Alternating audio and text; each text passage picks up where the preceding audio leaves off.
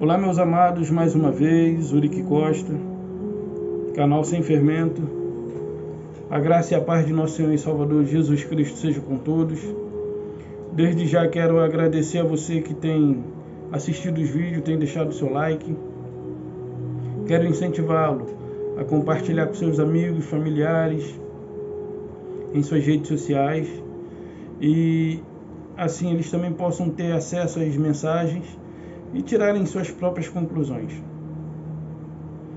E sem mais delongas, queria falar a respeito do reino de Deus e porque poucas pessoas entram nele ainda nos dias de hoje.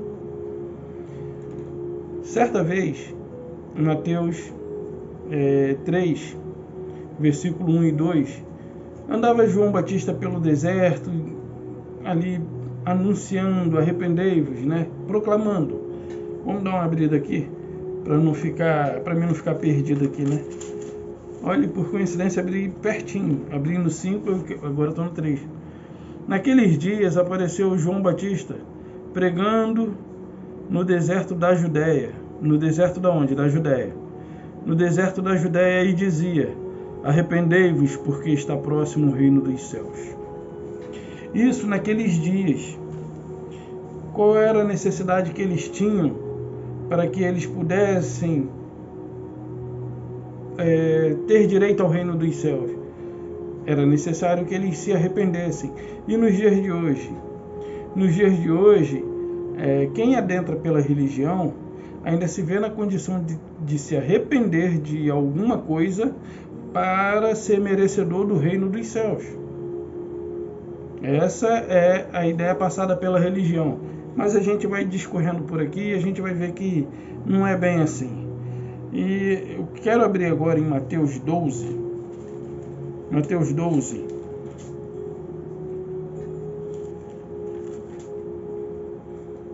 Mateus 21. Melhor. Mateus 21.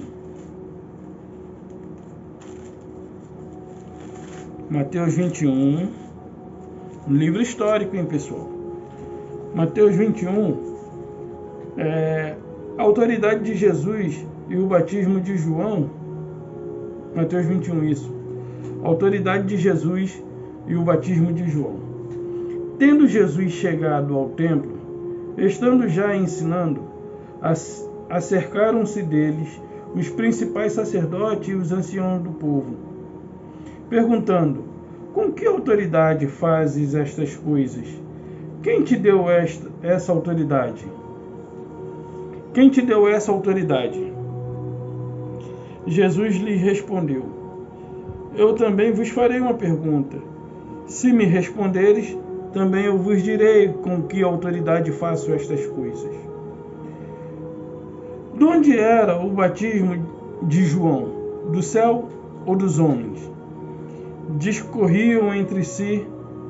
Se dissermos do céu, ele nos dirá: então por que não acreditaste nele? E se dissermos dos homens, é para temer o povo, porque todos consideram João um profeta. Então responderam a Jesus: não sabemos. Ele, por sua vez, nem eu vos digo com que autoridade faço essas coisas.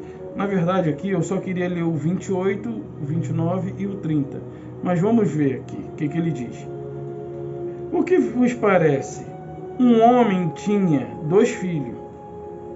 Chegando-se o primeiro, disse: filho, vai trabalhar na vinha? Ele respondeu: sim, senhor. Porém, não foi.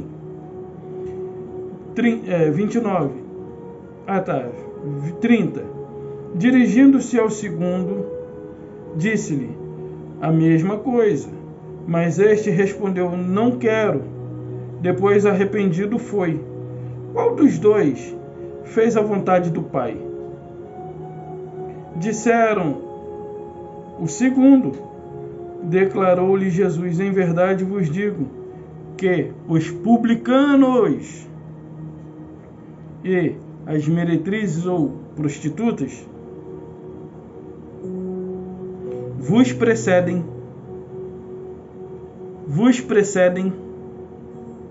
no reino de Deus. Bom, eu ia ler só o 28 para baixo, mas eu fiz questão de ler um pouco acima. Você viu que ele já estava ensinando ali no templo, e eles perguntaram com que autoridade Jesus fazia aquelas coisas. E aí, ele também faz uma pergunta a vocês: se vocês me disserem, eu também digo. Mas se vocês não disserem, eu também não digo. E aí Jesus conta uma parábola dos dois filhos. Por exemplo, disse, o pai chegou e falou: vai trabalhar na vinha. Ele: sim, pai, vou sim. E não foi. O segundo, ele disse: não, mas arrependido foi. E aí, qual deles fez a vontade do pai? Qual deles fez a vontade do pai? Eles disseram: o segundo, porque disse que não iria e foi. E aí Jesus vai falar: olha, as meretrizes, os publicanos e as meretrizes precedem vocês no reino de Deus. A quem ele se dirigiu? Aos sacerdotes, aos fariseus, aos escribas, a eles aqui. E o que Jesus quis dizer com isso? Que eles estavam sendo precedidos no reino de Deus. Por quê? Eles viram tudo aquilo e não acreditaram. E aqueles que, vendo, estavam acreditando, não eram como eles. Mas vamos lá, tem mais coisa para ler. Então, quem é que fez a vontade? Aí você olha para o bom samaritano, né? Tem muitos exemplos para tirarmos aqui dessas passagens. O Mateus 12. Eu vou pegar aqui o 28. Uma outra discussão entre eles e Jesus, né? A cura de um endemoniado cego, a blasfêmia dos fariseus. Jesus se defende. Aí, então lhe trouxeram o endemoniado, cego, mudo, e ele o curou, passando o mudo a falar e a ver. Tá, eu não vou ler todo, eu vou pegar aqui o que eu preciso mais objetivamente. Vou pegar o 27. Por que eles falaram: olha, ele expulsa demônio pelos Beelzebul? Tá, vamos lá. O 26. Se Satanás expele Satanás, dividido está contra si mesmo. Mateus 12, 26. Se Satanás expele Satanás, dividido está contra si mesmo. Como, pois, subsistirá o seu reino? E se eu expulso por Beelzebul, por quem expulsa vossos filhos? Por isso eles mesmos serão os vossos juízes. Agora, olha só a resposta de Jesus. Se, porém, eu expulso o demônio pelo Espírito de Deus, certamente é chegado o reino de Deus sobre vós. Então, quando você adentra a um desses recintos religiosos, me desculpa falar recinto, não é com o intuito de ofender, tá? O meu intuito aqui não é ofender, mas é de trazer entendimento. É que eu não consigo classificar aquele lugar que um dia eu adentrei como igreja, porque a igreja nada mais é do que pessoas que se reúnem com um só propósito. Ou seja, qual é o objetivo da igreja? Cristo.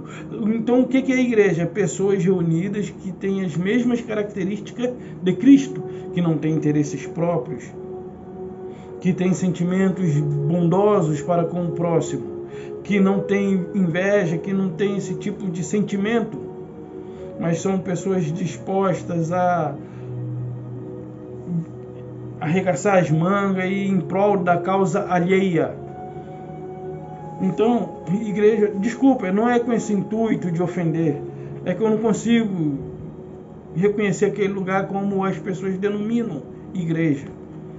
Aí ele diz assim: se porém eu expulso o demônio pelo Espírito de Deus, certamente é chegado o reino de Deus sobre vós. E aí você adentra ali, e lá eles querem fazer com que você pense que é uma pessoa boa, porque as pessoas boas, elas são alvo do amor de Deus, e que Deus vai fazer, e que Deus vai acontecer sobre elas, tá? E lá você ouve palavras de que você tem que ser a melhor pessoa possível. Para quê? Para que você seja merecedora de entrar no reino de Deus. Quando, na verdade, o reino de Deus vem sobre a sua vida, veio sobre a minha vida, está sobre a sua vida, está sobre a nossa vida. O reino de Deus, ele não é um lugar físico. Quando nós deixarmos essa existência humana, quando nós deixarmos essa vida física, nós partiremos para o mundo espiritual, ou seja, o paraíso, aonde não há dor nem pranto, aonde não há injustiça. Mas nós hoje vivemos o reino de Deus na terra. Seja feita a vossa vontade, assim no céu como na terra. Ou seja, venha a nós o teu reino, seja feita a tua vontade. Então, quando Jesus falou, venha a nós o teu reino, ou seja, Deus estabeleceu o reino dele sobre nós. Sobre nós. Não é que nós, por sermos bonzinhos ou fingirmos sermos bonzinhos, vamos herdar o reino de Deus. Não é isso. Vamos lá em Lucas 17, 20 e 21. Eu acho que é Lucas 17, 20 só.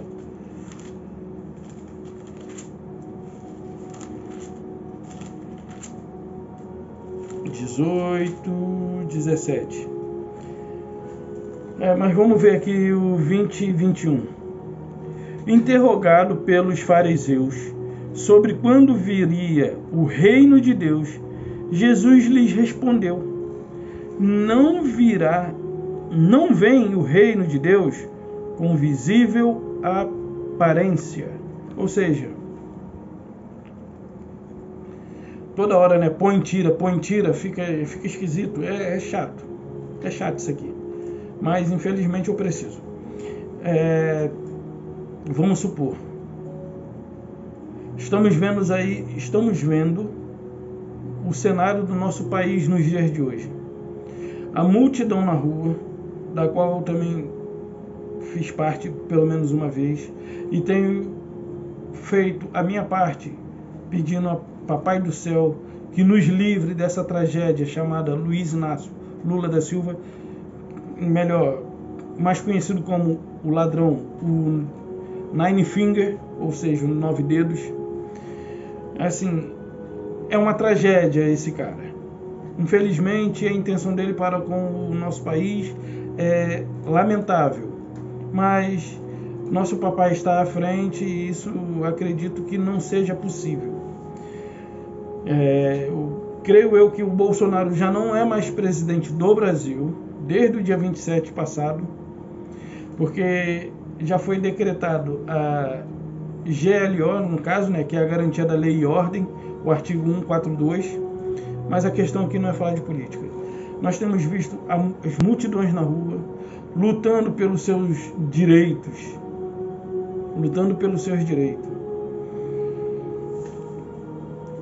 Aí aqui, a gente está vendo isso visivelmente. Só que o reino de Deus não vem dessa forma visível. O reino de Deus, por exemplo, o povo está lutando, mas você está vendo alguma luta sendo travada entre o povo e o restante do povo? Não, eles estão ali incansavelmente na porta dos quartéis, incansavelmente aí em frente à Esplanada dos Poderes lá em Brasília, e eles estão ali incansavelmente, sem levantar uma arma, sem levantar uma espada, sem nada. Eles estão ali guerreando contra uma ideologia comunista que tem o intuito de destruir com o nosso país e a vida de todos os brasileiros que são pobres, juntamente com a intenção dos Illuminatis, dos iluministas, desses caras aí que se consideram senhores do mundo. Eles podem serem senhores do mundo financeiramente, mas Deus é quem controla todas as coisas. Então, você não está vendo uma guerra sendo travada visivelmente. E é assim que o reino de Deus veio. E quando Jesus se manifestou naquela época, se dizendo ser o Filho de Deus, foi uma frustração para todos aqueles que aguardavam um rei soberano, com uma espada, um exército forte, e que subjugasse todos os reinos que lhe subjugaram um dia. e ali eles pudessem reinar juntamente com eles. É a esperança de muitos crentes nos dias de hoje, viver uma vida, por exemplo, eu tenho uns amigos que acreditam que Jesus vai vir buscar a igreja.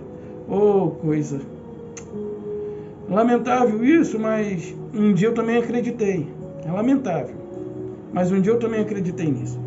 Então, vamos lá, prosseguir. Aí ele diz, o reino de Deus não vem com visível aparência, nem dirão ele ou ali, ou lá, ou cá. Não vem. Aí ele diz assim, o reino de Deus está dentro de vós. Lá em Mateus 12, 28, nós vimos que o reino de Deus viria, tanto é que Jesus disse, se eu expulso o demônio pelo Espírito de Deus, se eu expulso, quer dizer, se Jesus expulsa os demônios pelo Espírito de Deus, então é chegado o reino dos céus. Sobre quem? Sobre vós. Então, se as pessoas acreditam que elas irão para o reino de Deus, então Jesus não expulsava os demônios pelo Espírito de Deus? Ou seja, vamos abrir, cada vez que a gente lê a Bíblia, a gente recebe uma chave e abre uma porta. É como se você adentrasse num novo conhecimento. E no dia que eu estava lendo isso aqui com a minha esposa, eu falei, nossa, quantas vezes eu li isso aqui, mas isso aqui não tinha sido assim, saltado aos olhos, não tinha chamado a atenção. Por exemplo, se eu expulso os demônios pelo Espírito de Deus, certamente é chegado, desde aquela época. Agora, eu e você, que já nascemos após o ano 70, após o juízo de Deus estabelecido ali na parousia, ou seja, já nascemos totalmente liberto, sem pecado. O que nós temos é os frutos da nossa natureza humana, que são frutos ruins. Ou seja, quais são os frutos da natureza humana? Bebedice, gula, glutonaria, né? Glutonaria, gula, homicídio, suicídio, facções, dissensões, discórdia, ciúmes, ira, porfia, contendas, e todas essas coisas são obras que a minha natureza humana produz, se ela não tiver um cabresto e um freio. Se o Espírito de Deus hoje na minha vida não me dominasse com freios e cabresto, como diz lá o Salmo 32, se eu não me engano, ou 37, não seja como os que com freios e cavalo, né, que com freios e cabresto são dominados. Hoje, para a honra e glória do Pai, eu creio que o Espírito de Deus que habita no meu espírito me controla e me faz com que eu consiga vencer a minha natureza humana. Claro que tem momentos em que a gente perde o controle, mas nada a ponto de fazer uma loucura extrema. Mas então vamos continuar. E o que é o reino de Deus? Paulo, lá em Romanos 14, 17, Paulo em Romanos 14, 17, eita, passei, foi demais, gente. Cheguei a Gálatas. Agora fui a Atos, deixa eu ver, Coríntios, Romanos 14, 17. Que ele vai dizer lá, né? O reino de Deus não é comida nem bebida, mas é paz, justiça e alegria. Eu vou abrir aqui só para que você também abra aí e que você também tire suas próprias conclusões. E eu não estou conseguindo abrir, que o ventilador está soprando as folhas. 14, 17 diz assim: porque o reino de Deus não é comida nem bebida, mas paz, mas justiça e paz e alegria no Espírito Santo. Então, o que é o reino de Deus? Justiça, paz e alegria no Espírito Santo. Chega mais perto, vem para cá, vem para cá. E aí, eles não querem que as pessoas fiquem sabendo. Eles não querem que as pessoas fiquem sabendo que o reino de Deus não é algo que eu alcanço por merecimento. Na verdade, nós já estamos inseridos no reino de Deus, ele já é uma realidade em que nenhuma das filosofias humanas, em que nenhuma das intenções das religiões, em que nenhuma ideologia política consegue ser, de alguma maneira, mais atraente e mais constante do que o reino de Deus em si é, em sua essência. Se você soubesse o princípio do reino de Deus e a sua essência, talvez isso lhe ajudaria a ser uma pessoa mais confiante, talvez isso lhe ajudaria a ser uma pessoa mais determinada. Se você souber de fato os princípios do reino e a sua essência, você consegue ser mais confiante, determinado, e isso lhe torna alguém inabalável. Inabalável. Não importa o que façam ao seu redor. Por isso a Bíblia diz: 1000 cairão ao teu lado, 10.000 cairão à tua direita, e tu não serás atingido. Ou seja, é mais ou menos isso. É mais ou menos isso. Não importa o que vão pensar de mim, eu quero é Deus, eu quero é Deus. Mas vamos lá. E ali, lá em Apocalipse 21, Apocalipse 21, enquanto os nossos irmãos nas denominações aguardam a vinda de Jesus, eu queria botar essa batata que eu tirei do fogo agora. Estava cozinhando aqui, né? Ou assando. Não vou dizer, pode ser assando. Mas vamos pegar uma batata que minha esposa gosta muito de batata doce. Toda noite, todo dia ela cozinha a batata e ela substitui pelas massas brancas, né? Farinhas brancas. Então, eu peguei aquela batata ali que ela cozinhou, botei no seu colo. Vamos botar isso agora? Eu vou botar essa batata quente na sua mão. Um dia já teve na minha. E queimou, pessoal. Queimou. Magoou. Vem assim, ó. Olha só. Vi novo céu e nova terra, pois o primeiro céu e a primeira terra passaram, e o mar já não existe. Claro, isso aqui são simbólicos. São metáforas. O primeiro céu e a primeira terra. Vi novo céu e nova terra. Primeiro, vi novo céu e nova terra, ou seja, vi um novo pacto. Tá? Vi um novo pacto. Por quê? O primeiro céu e a primeira terra já passaram, ou seja, o pacto que Deus fez por meio de Moisés com o povo de Israel foi. Ok? Foi. Vi um novo céu e nova terra, ou seja, iniciou-se um novo pacto. Qual pacto agora? O pacto do Espírito, o pacto de Cristo. O pacto de Cristo, a aliança de Cristo com o povo agora. Não é mais a aliança de Moisés. Se você hoje vive aliançado com Moisés, você está fora do reino. Se você hoje vive debaixo dos rudimentos do Antigo Testamento, ou debaixo do primeiro pacto, você está fora do reino, tá?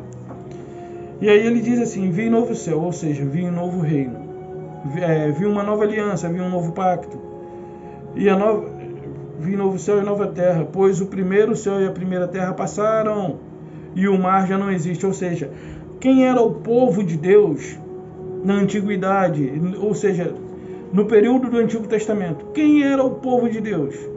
O povo de Israel. E o que representa mar aqui? Mar aqui em Apocalipse representa povo, nações, povo, nação. E por que já está dizendo não existe? Porque eles não são mais único e exclusivamente povo de Deus. Hoje, de ambos os povos, Deus fez um só. Não existe mais Israel como povo de Deus. Hoje o Israel espiritual é o povo de Deus. Hoje não tem mais Israel privilégio algum comparado a mim e a você. Não há mais aquele povo acabou. Hoje todos nós somos povos de Deus. Aí ele diz assim: vi novo céu e nova terra, ou seja, eu estou vendo uma nova aliança. Porque a primeira aliança foi passada, que foi por Moisés, e o mar já não existe, ou seja, aquele povo privilegiado já não existe. Agora, quem são? De ambos os povos Deus fez um. Se eu não me engano é Efésios 1:18 ou 2:18, eu não lembro agora, depois eu abro aqui. Mas vamos lá. Aí ele diz: vi também a santa cidade, a nova Jerusalém, que descia. Ou seja, ela desce. Não é você que vai até ela vem sobre você. O que é essa nova Jerusalém? Ou seja, antigamente, os judeus, muitos deles se converteram a Cristo, saíram de debaixo da lei de Moisés e se submeteram à graça pregada por Cristo. Vieram por meio da palavra de Cristo e se renderam a Ele. Ok? E aí,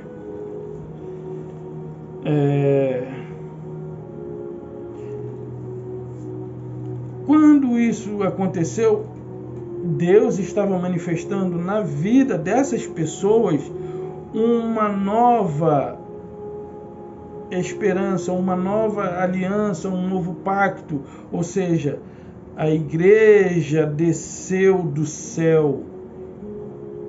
Ou seja, a vontade de Deus passou a se estabelecer. A igreja de Deus foi inaugurada, tanto é que Jesus disse a Pedro: tu és Pedro, e sobre esta pedra edificarei a minha igreja.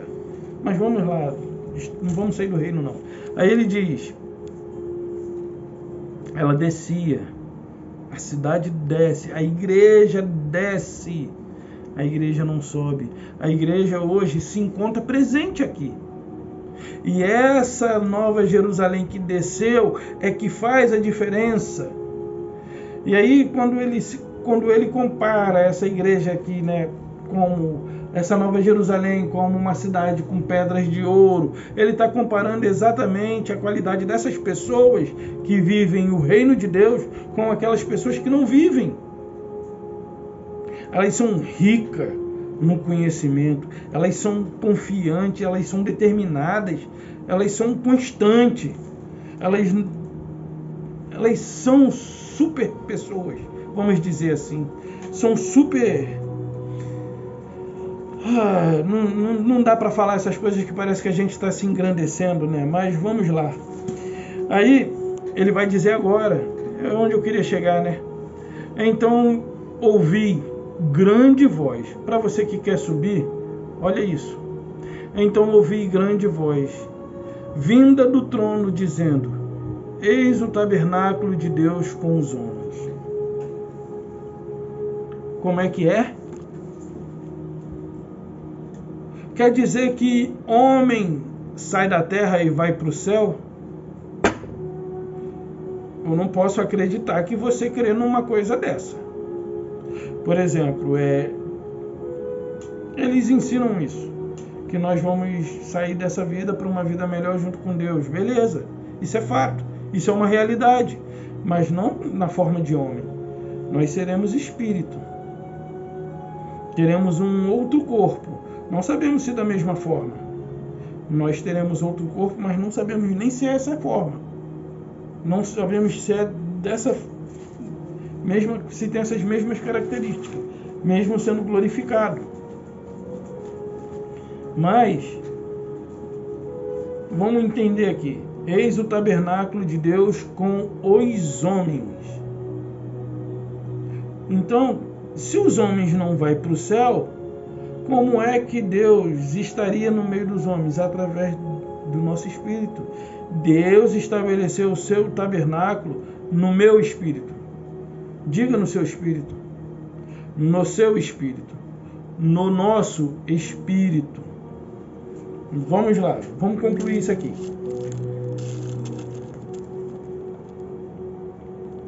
Vi também, Então ouvi grande voz vinda do trono dizendo: Eis o tabernáculo de Deus com os homens. Deus habitará com eles. E para quando é isso? Não, vamos lá, vou terminar. Deus habitará com eles. Eles serão povos de Deus. E Deus mesmo estará com eles. Espera aí. Você espera morrer para estar com Deus. A Bíblia está dizendo para você, está dizendo para mim, que Deus decidiu estabelecer uma nova aliança. Quando? Quando Cristo estendeu os braços para um lado e para o outro e disse tetelestai, que quer dizer estar consumado. E ali Deus estabeleceu a aliança da graça para com aquele povo e estabeleceu o seu reino para com os povos que viriam posteriormente. E até para aqueles que ele fizeram a transição. Então, não aguarde, não espere morrer para estar com Deus. Deus está com você. E hoje, eu e você vivemos no reino de Deus. E o mal que hoje existe ao nosso redor é da vontade de Deus. E quem sou eu ou você para discordar? Não somos ninguém. Somos só filho aqui com o intuito de cumprir com o seu propósito. Ou seja, ele lhes trouxe aqui, nesse mundo, para que você seja referência para seu vizinho, seus amigos. Então, meus amados, o reino de Deus, ele é uma realidade inegável. Inegável. Ou seja, se ele não é uma realidade, então os demônios que Jesus expulsava não foi pelo Espírito de Deus. E se ele não é uma realidade, estamos perdidos. Estamos perdidos. Mas não estamos por quê? Porque hoje nem eu, nem você somos capazes de produzir alguma ação que anule os feitos da cruz de Cristo. E pela sua cruz, ele nos garantiu salvação. E essa salvação que ele nos garantiu, ninguém tira, ninguém toma. Nem eu, nem você somos capazes de dizer não queremos e isso ser uma negativa para que ela não seja implantada. Sabe? É como se uma criança que nasceu hoje, vamos supor, você pega uma criança de 4, 5 anos que já sabe falar e Deus deu a ela alguns anos de vida a mais. Vamos supor que Deus deu para ela 100 anos de vida. E você diz para aquela criança assim: você quer crescer? Ela diz não.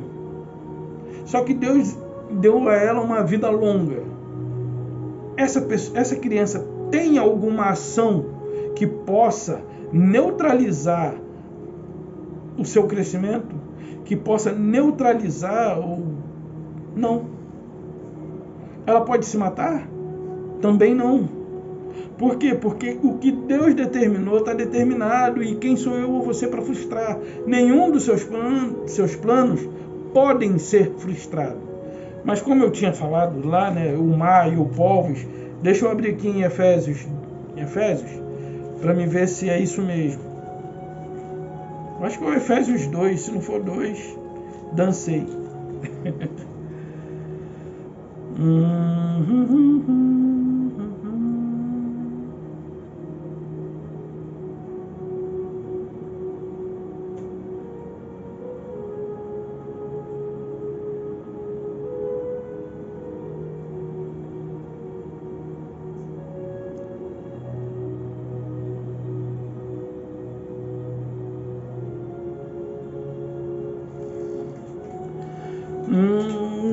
Esse aqui é o momento que eu...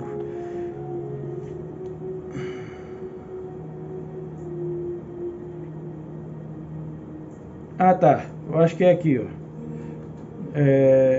Efésios 2,14. Porque ele é a nossa paz, o qual de ambos fez um, e tendo derribado a parede de separação que estava no meio, a inimizade. Ou seja, havia uma inimizade entre o povo de Israel e o povo gentio. Israel considerava o povo gentio como alguém que não fosse merecedor do amor de Cristo, do amor de Deus.